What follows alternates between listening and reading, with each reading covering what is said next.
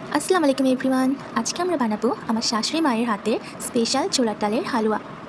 দেখুন দেখতে কত সুন্দর হয়েছে, খেতে আরও মজা।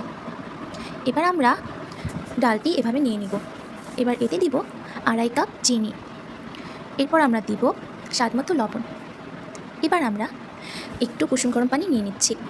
এখানে আমরা 1 কাপ গুঁড়া দুধ আস্তে আস্তে করে দিয়ে দিব। ভালো করে মেশাতে হবে। দিয়ে দিচ্ছি। এবার আমরা 3টা এলাচ নেব।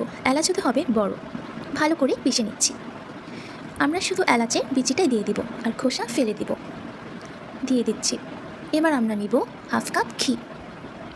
এটাও আমরা দিয়ে দিচ্ছি। চুলার আঁচ থাকতে হবে ঠিক এরকম মিডিয়াম। এবার আমরা আস্তে আস্তে নাড়ছি।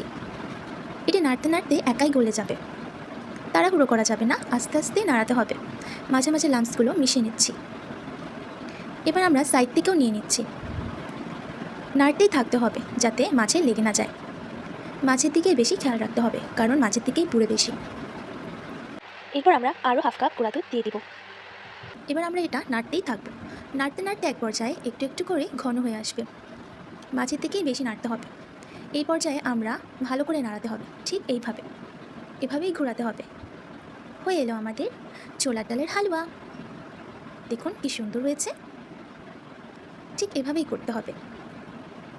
এবার আমরা ট্রে রেডি করে নিচ্ছি। একটু ঘি দিয়ে ভালো করে সব জায়গায় ছড়িয়ে দিচ্ছি।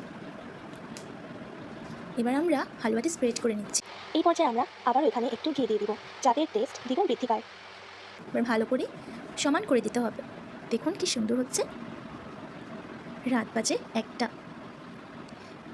দেখুন হয়ে গেল আমাদের ছোলার ডালের হালুয়া। খুব সুন্দর। আল্লাহ হাফেজ।